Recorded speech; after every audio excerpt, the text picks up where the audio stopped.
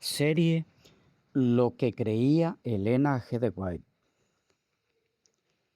El carácter del cristiano será perfeccionado en la glorificación en ocasión de la segunda venida de Cristo. Es muy común hoy día el escuchar o leer exposiciones de representantes de la nueva teología en la Corporación Adventista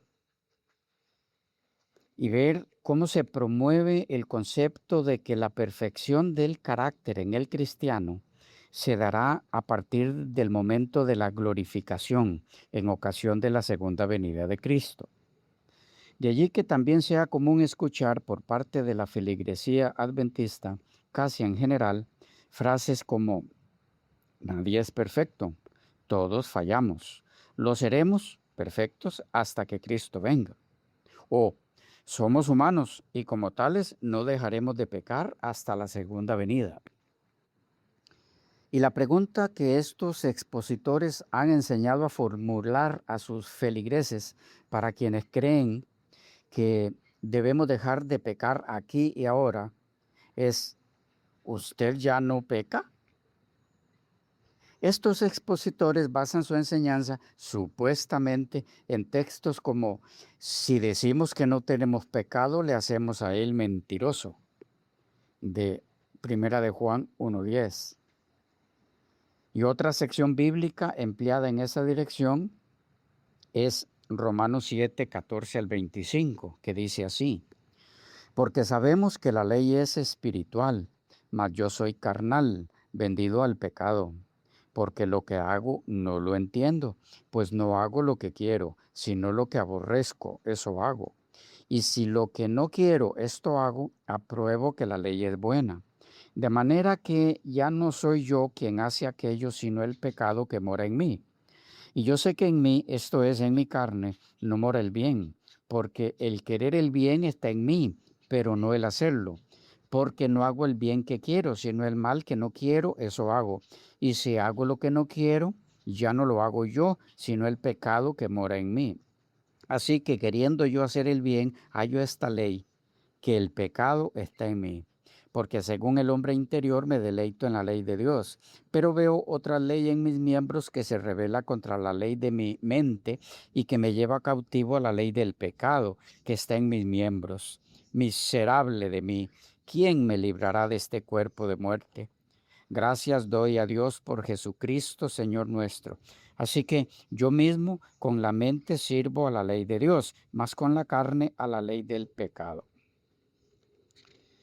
Esta sección, de paso, junto con Primera de Juan 1:10, son dos de las enseñanzas bíblicas empleadas muy frecuentemente por los promotores de la nueva teología ya mencionada, con el fin de pretender apoyarse en fundamento bíblico para su enseñanza de que la perfección del carácter en el cristiano no se dará antes de la glorificación, sino solamente a partir de allí, en ocasión de la segunda venida de nuestro Señor. En cuanto al real significado de Primera de Juan 1:10 y Romanos 7:14 al 25, según lo entienden exégetas experimentados y cómo lo explica Elena G. de White, estos textos bíblicos, es tema de otro estudio que a su momento, si el Señor lo permite, compartiremos con ustedes junto a otros textos usados por estos expositores con el mismo propósito de mostrar bíblicamente, entre comillas, que es imposible para el cristiano dejar de pecar aquí y ahora, puesto que eso será posible solo a partir de la glorificación de los salvos en ocasión de la segunda venida de Cristo. En esta ocasión, lo que haremos será compartir con ustedes lo que creía Elena G. de White sobre este asunto. ¿Creía ella lo que estos expositores están presentando hoy día? ¿Creía Elena G. de White que la perfección del carácter del cristiano se daría solo a partir de la glorificación en ocasión de la segunda venida de Cristo? Creía ella, como enseñan estos señores, que mientras no se dé la glorificación, es decir, que desde ahora, el momento actual, hasta la segunda venida de Cristo, es imposible para el cristiano la perfección moral, la del carácter. Es decir, que aquí y ahora le es imposible al cristiano dejar de pecar, o lo que es lo mismo, que continuará pecando involuntariamente, entre comillas, hasta la segunda venida. Y que de paso, por lo tanto, obligatoriamente, esa sería la condición de la última generación de cristianos, los 144,000. Esa es la única pregunta a contestar en esta ocasión. Como mencionamos, el análisis detallado de los textos citados por estos caballeros es tema de otro estudio que con mucho gusto ya compartiremos. Con esto aclarado, veamos qué creía Elena G. de White al respecto. Declaración número 1. Dice así: el gran día del Señor está cerca. Cuando Cristo aparezca en las nubes de los cielos, los que no lo han buscado de todo corazón, los que han permitido que se los engañe, ciertamente perecerán. Nuestra única seguridad consiste en ser hallados en Cristo por medio del arrepentimiento y la confesión, y debido a que nuestros pecados han sido borrados. Los que quieran buscar hoy al Señor fervientemente, dispuestos a humillar sus corazones ante Él y a abandonar sus pecados, serán preparados para formar parte de la familia real y ver al Rey en su hermosura por medio de la santificación de la verdad. Dios nos cuida, 273 la página, párrafo 3, 243, párrafo 2 en inglés, del 21 de septiembre. Es importante aclarar aquí que algunos de los expositores de la nueva teología en la Corporación Adventista dicen que ellos no enseñan que los 144,000 pecarán, sino que podrían pecar eventualmente. Para efectos de nuestro estudio, no hay diferencia en eso. Ya lo veremos más adelante. Bien, tenemos esta primera declaración. En ella o de ella queremos destacar dos elementos claves que caracterizan la vida de quienes estarán listos para recibir al Rey en su hermosura. Dos elementos que indican claramente en qué condición de carácter los encontrará el Señor en su venida.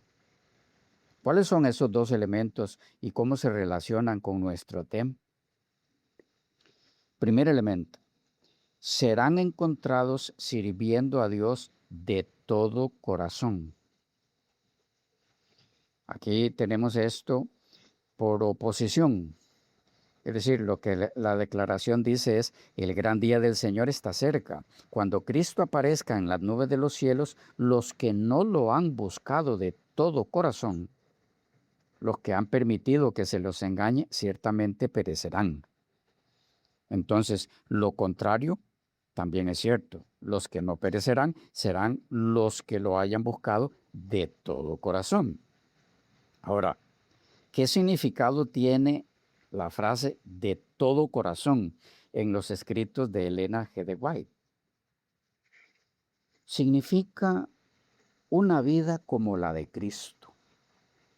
Es así que leemos en Joyas de los Testimonios, tomo 1, página 164, párrafo 3, párrafo 2 en inglés, así: la verdad de Dios no degradará nunca al que la reciba, sino que lo elevará, refinará su gusto, santificará su juicio y lo perfeccionará para que pueda estar en compañía de los ángeles puros y santos en el reino de Dios. A algunos la verdad los encuentra toscos, rudos, singulares, jactanciosos. Son personas que se aprovechan de sus vecinos si pueden para beneficiarse a sí mismas y que yerran de muchas maneras. Sin embargo, cuando creen la verdad de todo corazón, ésta realiza un cambio completo en su vida. Comienza inmediatamente una obra de reforma. La influencia pura de la verdad elevará todo el ser. En su trato comercial con sus semejantes tendrá presente el temor de Dios. Amará a su prójimo como a sí mismo y lo tratará como quisiera ser tratado. Su conversación será veraz, casta y de un carácter tan elevado que los incrédulos no podrán valerse de ella ni decir mal de él con justicia, ni quedarán disgustados por sus modales descorteses y conversación inconveniente. Introducirá la influencia santificadora de la verdad en su familia y delante de ella dejará brillar su luz de tal manera que, viendo sus buenas obras, pueda glorificar a Dios. En todas las ocupaciones de la vida ejemplificará la de Cristo. Noten cómo termina esta declaración, describiendo a la persona que ama a Dios de todo corazón. Dice, en todas las ocupaciones de la vida ejemplificará la de Cristo. Como puede verse, entonces, servir a Dios de todo corazón significa, en resumen, una vida como la de Cristo. Y esa es la condición en la que Cristo encontrará a sus hijos en su segunda venida. Los encontrará viviendo la vida que Él vivió aquí. ¿Qué tipo de vida era esa? ¿Qué tipo de carácter fue el que Él vivió? ¿Qué más significa servirle de todo corazón? Escribiendo a un hermano, Elena de White dice en Joya de los Testimonios, tomo 2, 265, la página párrafo 2 y 266, párrafo 1 en inglés.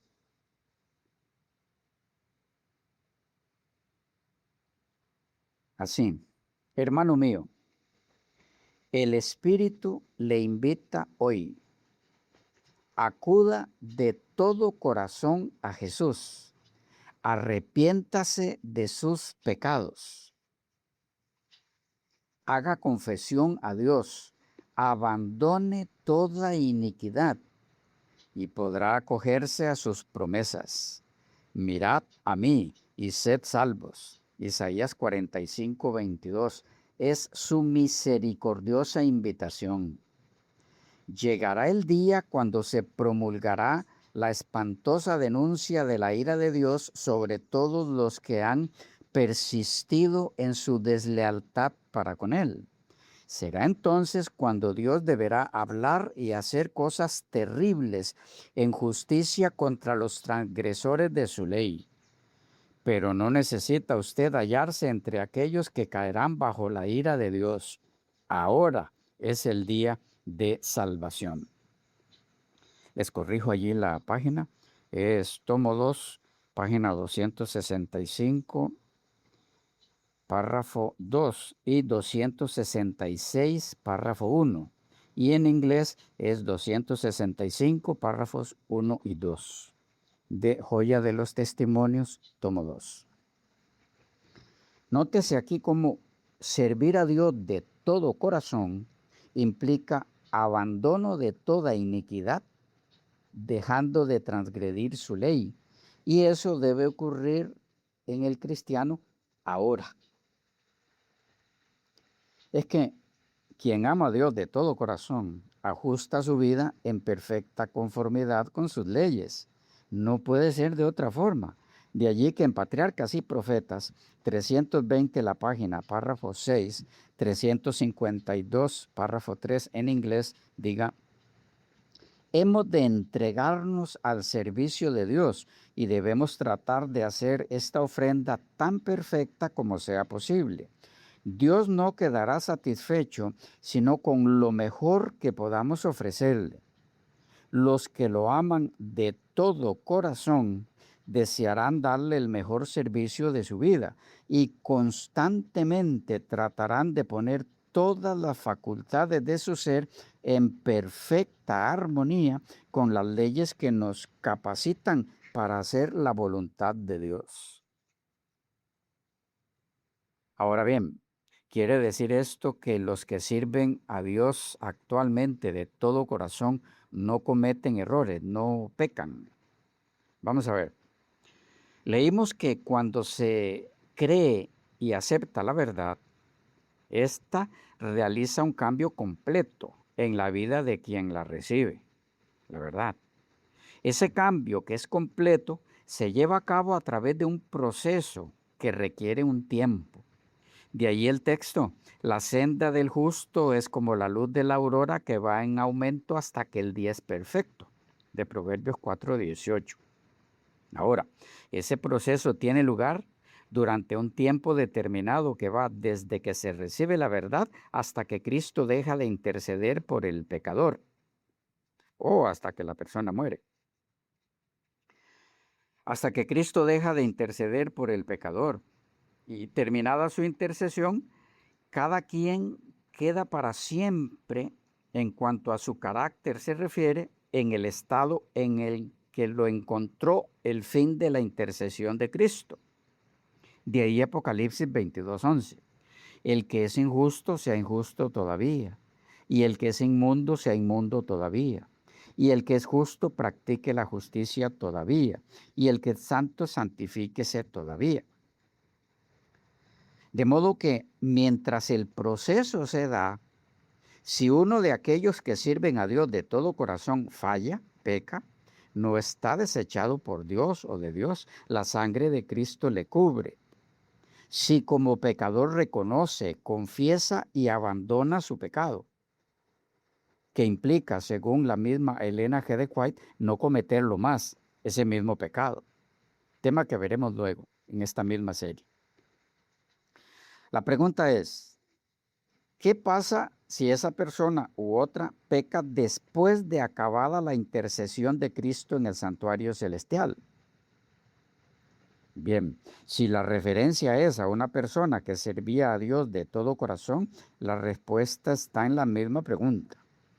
Cuando la intercesión de Cristo acaba, acaba también la posibilidad u oportunidad de perdón de pecado o pecados para todo ser humano sin distinción de ningún tipo.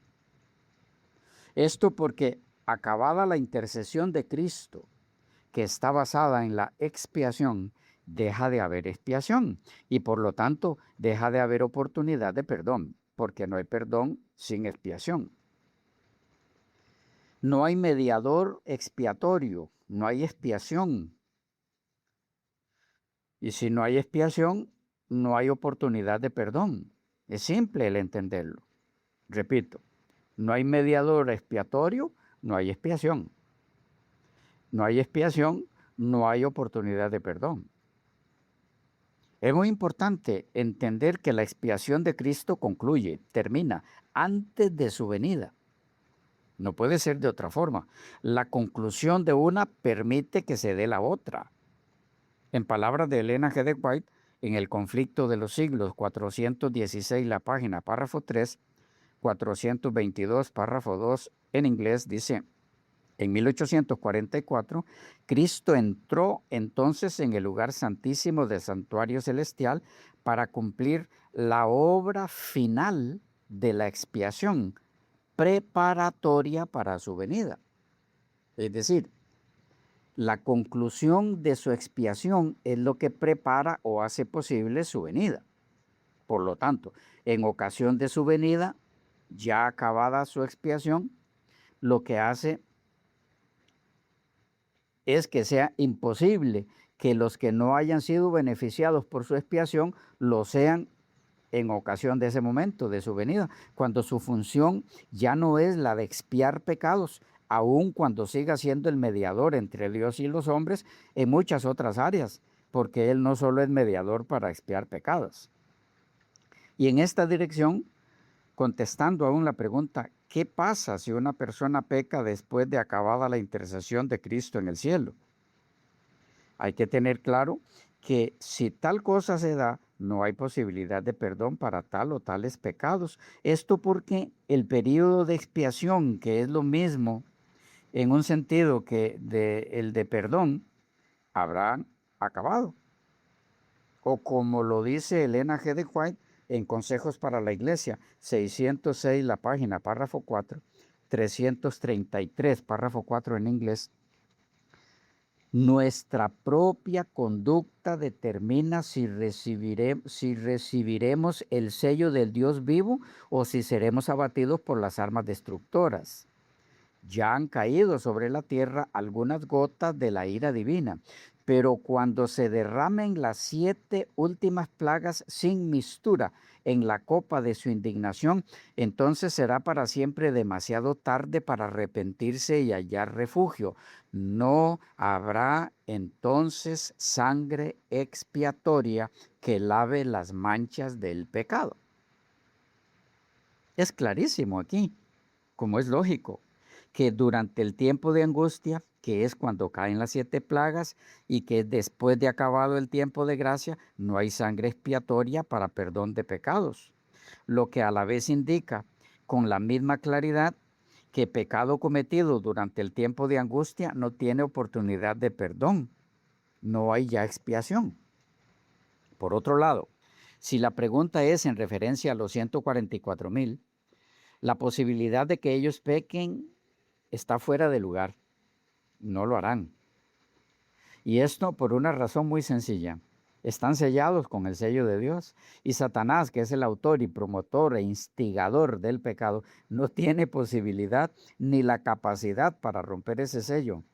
Y esto no porque Dios se lo impida independientemente de que alguno de ellos quisiera pecar, sino porque Dios acepta la disposición de estos, de los 144,000, de servirle de todo corazón y de guardar todos sus mandamientos. Y entonces Él responde a esta disposición voluntaria e individual de ellos, sellándolos para vida eterna. Su carácter está ahora en las manos del Dios Todopoderoso y Satanás no puede traspasar esa línea. Ellos son guardados sin caída por el poder de Dios. Son guardados para ser presentados sin mancha delante de su gloria con gran alegría, según Judas 24. Eso precisamente es lo que significa guardados. De manera que la pregunta no puede aplicarse a los 144,000. El sello de Dios sobre ellos es algo continuo, permanente, eterno, a partir del momento en que lo reciben. El solo pensar que después de sellados alguno o alguno de ellos pequen es rebajar la solemnidad del sello de Dios al ridículo. Dios sellando, el sello rompiéndose porque alguno de ellos peque, luego Dios lo vuelve a sellar otra vez. Esto es más que absurdo y en gran manera ofensivo a lo sagrado. Animamos a los teólogos de la nueva teología en la Corporación Adventista a ser más serios y a hacer honra a sus posgrados. Cuando deja su intercesión en los cielos, nuestro Señor, no hay más oportunidad de perdón de pecados para nadie. El que así lo haga se perderá para siempre. En palabras de Elena G. de White, en la historia de la redención, 424 la página, párrafo 1, 404, párrafo 1 en inglés, dice así: Entonces vi que Jesús se despojaba de sus vestiduras sacerdotales y se revestía de sus más regias galas. Llevaba en la cabeza muchas coronas,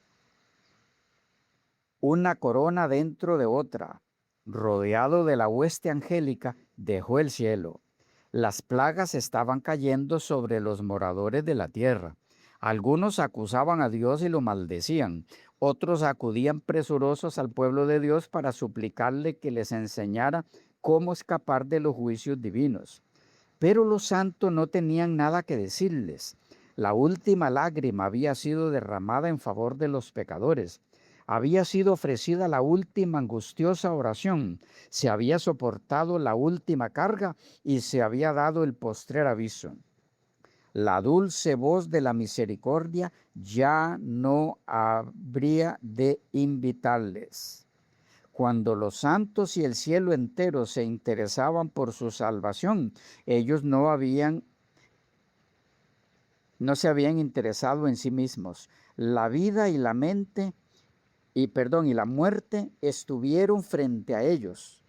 Muchos deseaban la vida y ya no había sangre expiatoria para purificar a los culpables, ni Salvador compasivo que abogara por ellos y exclamase: dale al pecador un poco de tiempo todavía.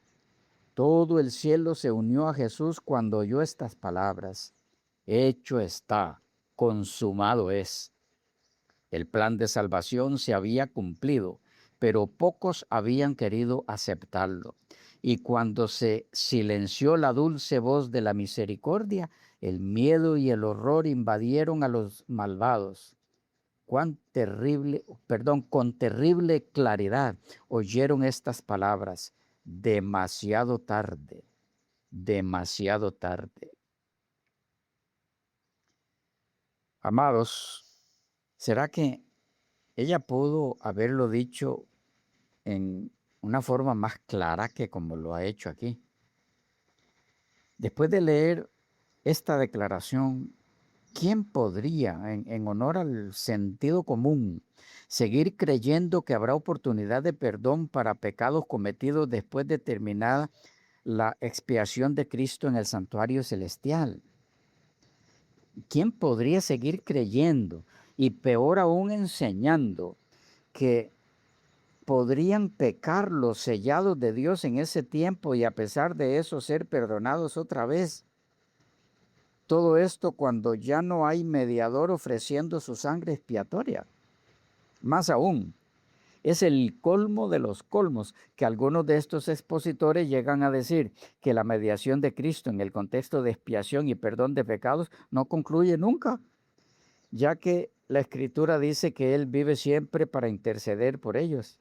Hebreos 7:25. Es lamentable que en un tiempo como el nuestro, donde hay todo tipo de opción de informarse bien de las tantas maneras que hay para conocer los principios hermenéuticos bíblicos sanos, haya personas que hagan semejantes aplicaciones de un texto. Ya veremos lo que exégetas ilustrados explican sobre el significado de la intercesión permanente, continua de Cristo en Hebreos 7:25. Les adelantamos que lo que nunca significa es que su expiación no acaba. Elena G. de White en Patriarcas y Profetas 177, la página, párrafo 4, 201, párrafo 2, dice así: cuando Cristo acabe su obra mediadora en favor de la humanidad, entonces empezará ese tiempo de aflicción. Para ese momento, la suerte de cada alma habrá sido decidida y ya no habrá sangre expiatoria para limpiarnos del pecado. Cuando Cristo deje su posición de intercesor ante Dios, se anunciará solemnemente: el que es injusto sea injusto todavía, el que es impuro sea impuro todavía, el que es justo practique la justicia todavía, y el que es santo santifíquese más todavía. Apocalipsis 22:11. Entonces el espíritu que reprime el mal se retirará de la tierra.